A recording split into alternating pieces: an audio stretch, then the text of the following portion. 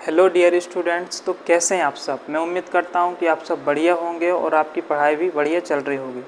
तो स्टूडेंट्स, हम जो है कक्षा 10 की प्रश्नावली 1 जो कि आपकी वास्तविक संख्याएं हैं उनको अपन स्टार्ट कर रहे हैं और इसे अपन बहुत ही अच्छे से बेसिक डिटेल्स में इसे जो है अपन पूरा कंप्लीट करेंगे। तो चलिए अपन इससे शुरू करते हैं। इससे पहले कुछ संख्याओं के बारे में थोड़ा अपन जान लेते हैं कि आखिर संख्याएं आई कहाँ से, वास्तविक संख्याएं क्या हैं, इनके बारे में भी अपन थोड़ा बेसिक डिटेल जान लेते हैं। तो जैसे कि अपनी कोई संख्या होती है, तो कोई भी संख्या होती है तो उस संख्या को दो प्रकार से जो है विभाजित किया जाता है। एक आपकी वास्तविक संख्या हो गई और दूसरी आपकी काल्पनिक संख्या हो गई। आपके सिलेबस में जो है वो सिर्फ आपके सिलेबस में सिर्फ वास्तविक संख्याएं ही बस हैं, जबकि आपके सिलेबस में काल्पनिक संख्याएं नहीं दी हुई हैं। तो अपन को क्या करना, काल्पनिक संख्याओं के बारे में नहीं पढ़ना है, अपन को सिर्फ पढ़ना है इनके बारे में, वास्तविक संख्याओं के बारे में पढ़ना है। तो जो वास्तविक संख्या होती हैं वो वास्तविक संख्याओं को भी दो प्रकार से विभाजित किया जाता है।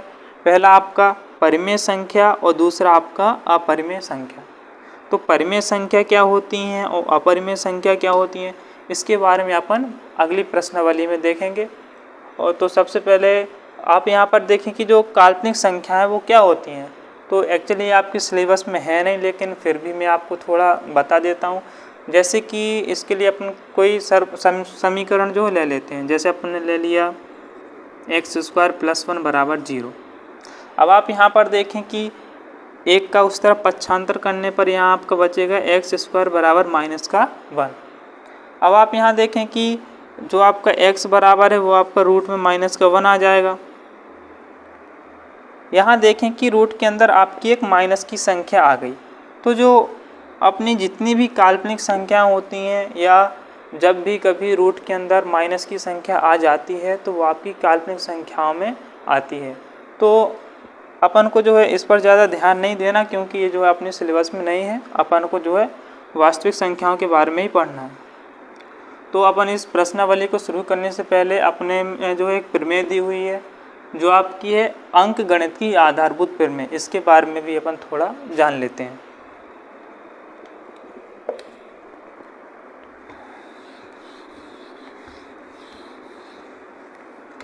तो देखिए ये वाली प्रमेय आपकी क्या कहती है।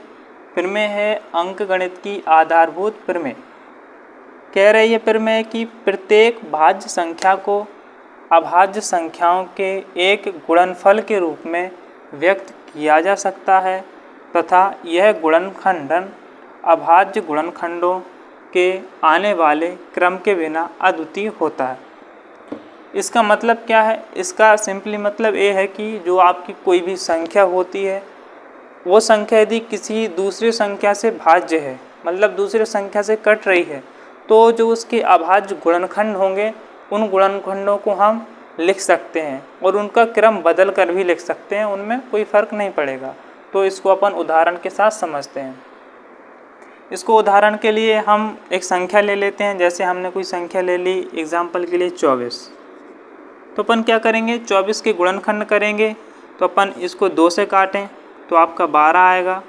फिर आपने 2 से काटा तो आपका 6 बचा। 2 से काटोगे तो 3 आएगा। अब 2 से नहीं कटेगा, 3 से काटोगे आप तो इधर 1 आएगा। अपन ने जो 24 के गुणनखंड आए वो क्या है, वो आए अपने 2 गुना 2 गुने 2 गुना 3, इतने आए। अपन इसको ऐसे भी लिख सकते हैं 2 की पावर 3 × 3, ऐसे भी अपन लिख सकते हैं। प्रमेय क्या कहती है, अपनी प्रमेय कह रही है कि प्रत्येक भाज्य संख्या भाज्य यानी कि जो दूसरी संख्याओं से कट रही है। तो आपकी 24 देखो 2 से भी कट रही है और आपकी 3 से भी कट रही है। प्रत्येक भाज्य संख्या को अभाज्य गुणनखंडों के गुणनफल के रूप में व्यक्त किया जा सकता है। तो आप यहाँ पर देखें कि जो आपका 24 है, 24 के जितने भी अभाज्य गुणनखंड आए वो ये रहे। अभाज्य गुणनखंड का मतलब वे संख्या या वे संख्याओं का समूह जो है अन्य किसी संख्या से ना कटें, अपने अलावा अन्य किसी संख्या से ना कटें। जैसे कि 2 हो गया, 2 सिर्फ अपना 2 से ही कटता है, 2 अन्य किसी संख्या से नहीं कट सकता। ऐसे ही आपका 3 हो गया तो 3 आपका सिर्फ 3 से ही कटेगा, बल्कि अन्य किसी संख्या से नहीं कटेगा। कहने का मतलब ये है कि जो आपकी 24 की अभाज्य गुणनखंड है वो ये हैं 2 गुणे 2 गुणे 2 गुणे 3। अपन इसको ऐसे भी लिख सकते हैं, अपन जो चलिए अभी इसको ऐसे नहीं लिखते, ठीक। अब ये कह रहा है कि यह गुणनखंडन अभाज्य गुणनखंडों के आने वाले क्रम के बिना अद्वितीय होता है। अद्वितीय का मतलब क्या होता है? अद्वितीय का मतलब कि एक जैसा ही रहता है, उसमें कोई परिवर्तन नहीं होता। कोई परिवर्तन कब नहीं होता? कोई परिवर्तन तब नहीं होता यदि अपन इसके गुणनखंड के क्रम को बदल दें। जैसे यहाँ पर लिखा है 24 के गुणनखंड 2 गुणे 2 गुणे 2 गुणे 3। अपन 24 के गुणनखंडों को ऐसे भी लिख सकते हैं, इन्हीं को। अब इस बार क्या करते, अपन 3 को आगे ले आएंगे, अब 2 2 को पीछे लिख देंगे। अपन ने इसको ऐसे लिख दिया। आप यहाँ गुणा करके देखें, कोई फर्क नहीं पड़ेगा, उतना ही आएगा। 3 दूनी 6 दूनी 12 दूनी 24, 24 ही आया। ऐसे गुणा करो तो 3 दूनी 6 दूनी 12 दूनी 24, ऐसे में अभी 24 आया। तो अपनी प्रमेय ये कहती है कि प्रत्येक भाज्य संख्या को अभाज्य गुणनखंडों के एक गुणनफल के रूप में व्यक्त किया जा सकता है। तो कोई आपकी एक भाज्य संख्या हो गई, उसको अपन क्या कर सकते हैं, गुणनखंडों के रूप में लिख सकते हैं। तो अपन ने लिख दिया है। तथा यह गुणनखंडन अभाज्य गुणनखंडों के आने वाले क्रम के बिना अद्वितीय होता है। मतलब यदि अपन इनका क्रम बदल दें तो इस संख्या में जो है कोई फर्क नहीं पड़ेगा, जो आपकी संख्या थी वही संख्या आपकी रहेगी। तो आपकी ये प्रमेय काफ़ी काम की है, तो आप जो है इसको एक बार अच्छे से देख लीजिए। अब चलिए अपन प्रश्नावली स्टार्ट करते हैं।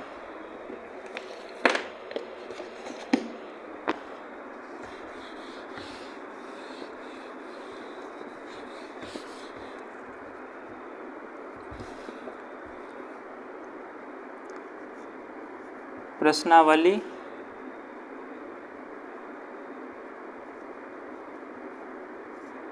वन क्वेश्चन नंबर अपन पहला देखेंगे। क्वेश्चन फर्स्ट में क्या है आपका,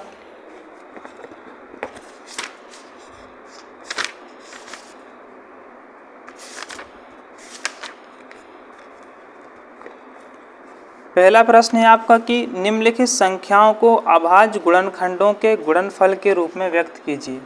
प्रश्न नंबर 1 है आपका, निम्नलिखित संख्याओं को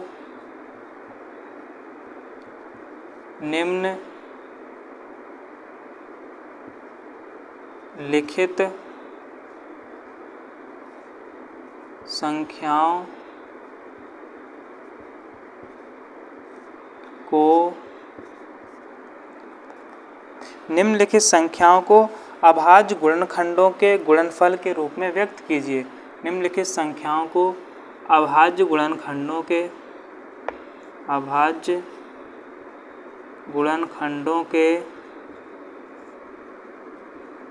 गुणनफल के रूप में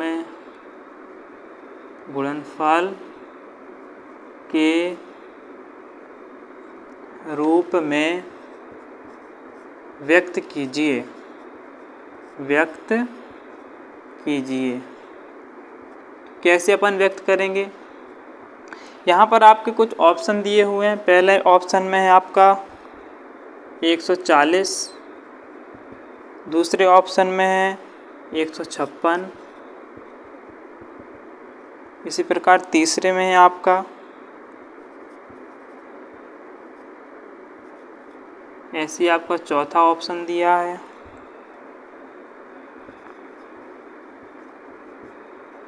और ऐसे आपका पांचवा ऑप्शन भी है।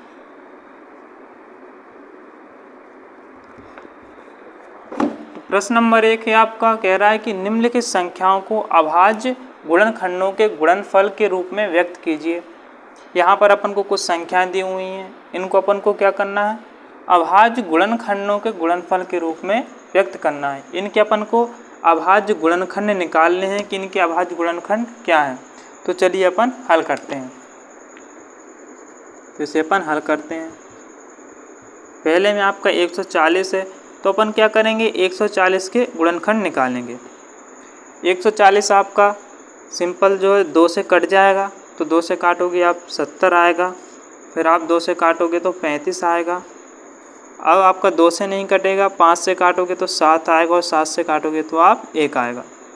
तो यहाँ पर जो आपके 140 के गुणनखंड हुए वो हुए आपके 2 गुणे 2 गुणे 5 गुणे 7। ये आपके क्या हो गए 140 के गुणनखंड हो गए। अपन को यही गुणनखंड निकालने थे और अपन इसको ऐसे भी लिख सकते हैं। यहाँ पर देखें कि 2 2 बार आया है तो 2 की घात अपन 2 लगा देंगे, गुणे 5 गुणे 7। आपका ये पहला कंप्लीट हो गया। इसको क्या करना था, अभाज्य गुणनखंड के रूप में व्यक्त करना था। तो अपन ने 140 को अभाज्य गुणनखंड के रूप में व्यक्त कर दिया। आप यहाँ देखें 2 भी एक अभाज्य संख्या है, 5 भी आपकी एक अभाज्य संख्या है और यहाँ 7 भी आपकी एक अभाज्य संख्या है। अब इसी प्रकार अपन दूसरा करेंगे। दूसरे में आपका है 156। इसको कैसे करेंगे, इसको भी अपन 2 से काटेंगे। 2 से काटोगे तो आप 7 बार में जाएगा और फिर 8 बार में इतना आएगा। फिर 2 से काटोगे आप तो आपका इतना आएगा। फिर आप 2 से नहीं कटेगा, 3 से काटेंगे तो 13 बचेगा इधर। फिर आप 13 से काटोगे तो 1 आएगा। तो जो आपके 156 के अभाज्य गुणनखंड हुए वो हुए आपके 2 गुणे 2 गुणे 3 गुणे 13। ठीक है, 156 को अपन ऐसे भी लिख सकते हैं।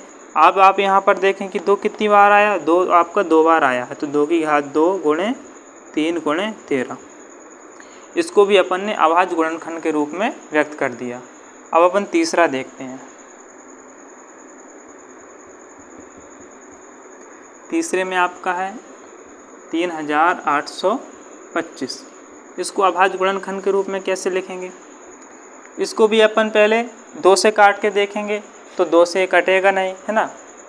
2 से क्यों नहीं कट रहा, तो आपको जो है सिंपली 2 से लेकर के 10 तक की संख्याओं के जो मतलब कि आसानी से कट सकते हैं, जो उसके नियम होते हैं वो आपको सीख लेना चाहिए। क्या होता है कि इसको सीखने से आपको कोई संख्या काटने में आसानी होती है। ठीक, तो आप यहाँ देखें संख्या 2 से तो आपकी कट नहीं रही है, तो अपन 3 से काटेंगे। 3 से कटेगी कि नहीं कटेगी, चलो ये भी देख लेते हैं। तो आप यहाँ पर देखें कि 8 हेरा 8 2 10, 10 5 15, 15 और 3 18। इनको जोड़ने पर 18 आया। 18 आपका 3 से कट जाता है, तो ये संख्या भी 3 से कट जाएगी। तो 3 से काटेंगे तो 3 एकम 3, 3 दूनी 6, 2 बचा, 3 सत्ते 21, 3 पचे 15, इतना बचा। अब फिर 3 से काट के देखें तो देखें 7 5 12 13 14 और 1 15, जोड़ने में 15 आया, यानी कि संख्या फिर से आपकी 3 से कट जाएगी। तो 3 से काटेंगे, 3 चौके 12, 3 दूनी 6, 3 पचे 15। अब फिर से एक बार देखें 5 2 7, 7 4 11, जोड़ने में 11 आ रहा है, तो ये संख्या 3 से नहीं कटेगी। तो अब अपन अगली संख्या से काटेंगे। अगली संख्या आपकी 5। 5 से काटने का नियम क्या होता है, 5 से काटने का नियम सिंपल ये होता है कि यदि किसी संख्या का इकाई का अंक 0 है या 5 है तो वो संख्या आपकी 5 से कट जाती है। तो आप यहाँ पर देखें कि इस संख्या के इकाई का अंक आपका 5 ही है, तो ये आपका 5 से कट जाएगा। तो आप 5 का जो इस बुक से काटेंगे तो 8 12 15 40 तो 5 25। फिर आप 5 से काटोगे तो 17 आएगा। अब 17 से काटोगे तो आप 1 आएगा। तो आप यहाँ देख सकते हैं कि इतने के अभाज्य गुणनखंड आपके निकल कर के आ गए। तो अपन इसको लिख सकते हैं 3825 को लिख सकते हैं अपन 3 गुणे 3 गुणे 5 गुना 5 गुणे 17। अब आप यहाँ पर देखें 3 आपका 2 बार आया, 5 2 बार आया और आपका 17 एक बार ही आया। तो अपन इसको ऐसे भी लिख सकते हैं 3 की घात 2, 5 की घात 2 और 17। इसको अपन ऐसे भी लिख सकते हैं। तो अपन ने 3 हल कर लिए, अब 2 और बचे, उनको भी अपन देख लेते हैं। आपको बिल्कुल ऐसे ही करना है, एज टू एज बिल्कुल आप ऐसे ही परीक्षा में करें तो आपको जो है पूरे अंक मिलेंगे। तो अपन तीसरा भी देखते हैं। तीसरा अपना हो गया, अब अपन चौथा देखते हैं। चौथे में आपका है 5005। इस संख्या को आप 2 से काट करके देखें तो 2 से आपकी संख्या नहीं कटेगी। क्यों? क्योंकि इकाई का अंक कितना है, 5 है वो इकाई का अंक 5 है। और 2 से भाज्यता का नियम क्या होता है, यदि किसी संख्या का इकाई का अंक आपका 0 आ जाए, 2, 4, 6, 8 इनमें से कोई भी आ जाए तो वो संख्या 2 से कट जाती है, लेकिन यहाँ पर 5 है तो नहीं कटेगा। 3 से काट के देखें तो 3 से कटेगा क्या, देखें 5 और 5 को जोड़ा और इन 0 को सबको जोड़ा तो 10 आया, तो 10 तो आपका 3 से क्या होता, नहीं कटता, तो ये संख्या भी आपकी 3 से नहीं कटेगी। तो अपन क्या करेंगे, इसको 5 से ही काट कर देखेंगे। 5 से कट जाएगी क्योंकि लास्ट में आपका 5 ही है, तो आप 5 से काटोगे तो 5 एकम 5, फिर 0 0, फिर आपका 1 आएगा। अब 5 से कटेगा कि नहीं तो देख लेते हैं, लास्ट में कितना है, 1 है, तो 1 तो कटेगा नहीं 5 से, तो अब भी जो है आपका नहीं कटेगा। अब अपन अगली संख्या से देखें, अब अपन इसको 7 से काट करके देखते हैं, तो 7 से ये संख्या आपकी कट जाएगी, है ना। तो 7 से काटेंगे तो 7 एकम 7, बचा आपका 3, 7 या 21, 7 चौके 28, बचा आपका 2, 1 का अंक उतारा, 7 या 21। तो आप देखें ये संख्या आपकी 7 से कट रही है। अब फिर से अपन क्या करें, अब अगली संख्या से फिर काट के देखें। अब आप इसको 7 से काटोगे तो नहीं कटेगा क्योंकि 7 दूनी 14 और 3 नहीं कटेगा। तो अब अगली संख्या से काट के देखें, अगली संख्या है अपनी 11। 11 से काटोगे तो 11 एकम 11, 3 11 3 33 कट गया। अब आप 13 एक अभाज्य संख्या ही है तो 13 को 13 से ही काटेंगे, तो 13 को 13 से काटोगे तो 1 आएगा। तो जो आपका 5005 है, इतने के अभाज्य गुणनखंड आपके निकल के आए 5 × 7 × 11 × 13। तो आपका ये वाला क्वेश्चन भी कंप्लीट हो गया। अब अगला देखते हैं पाँचवा। पाँचवें में आपका है 7429। इसको कैसे करेंगे, तो चलो अपन इसको भी देखते हैं। तो सबसे पहले आप 2 से काट के देखें तो 2 से कटेगा नहीं। 3 से काटो तो 3 से काटने का नियम लगाओ, क्या है, 3 से काटोगे तो देखो इधर 9 2 11 होता है, 11 4 आपका 15, 15 और 7 22 होता है। 22 क्या 3 से कटेगा नहीं, तो मतलब ये 3 से भी नहीं कटेगी। 5 से कटेगा क्या, लास्ट में पहले देखो इकाई का अंक 9 है, तो 9 तो भाई 5 से कटता नहीं अपना, तो ये भी नहीं कटेगी। 7 से देखेंगे तो 7 से भी नहीं कट रही आपकी, और 11 से देखें तो 11 से भी नहीं कट रही। तो अपन और ऐसे ही करते जाएंगे तो आपका लगभग ये 17 से कट जानी चाहिए। तो चलो 17 से भी देखते हैं, है ना। 17 दूनी 34, 17 तिया 51, 17 चौके 68, 17 चौके 68। तो आप यहाँ पर देखें तो आपके यहाँ 6 बचेगा और फिर 2 आएगा आपका। 17 दूनी 34, 17 तिया 51, फिर आपका यहाँ 1 बचा 1, 17 सत्ते 119। आपकी वाली संख्या 17 से कट रही, तो अपन क्या करेंगे, इसको 17 से काट देंगे। 17 से काटोगे तो कितनी बार जाएगा, 17 चौके 68, 4 बार गया, 4 बार गया तो कितना आया, 68 आया। घटाया तो कितना बचेगा आपका, आप इसे घटाओगे तो आपका यहाँ पर बचेगा 6। अब अंक आप जो कितना 2 का उतारोगे,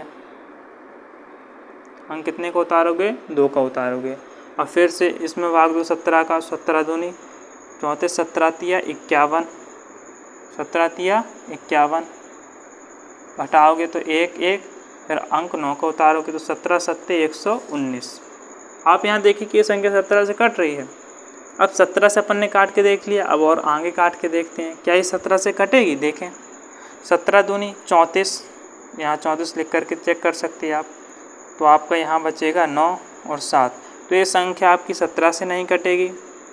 19 से काट करके देखें तो 19 दूनी 38, आपको घटाने में इतना आया।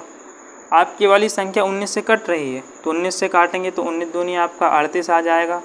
घटाने में आपका कितना बचा, घटाने में आपका आया 5, 7 का अंक उतारा तो 19 के पहाड़ में आपका 57 आता है। कितनी बार में, 19 तिया 57, 3 बार में आता है।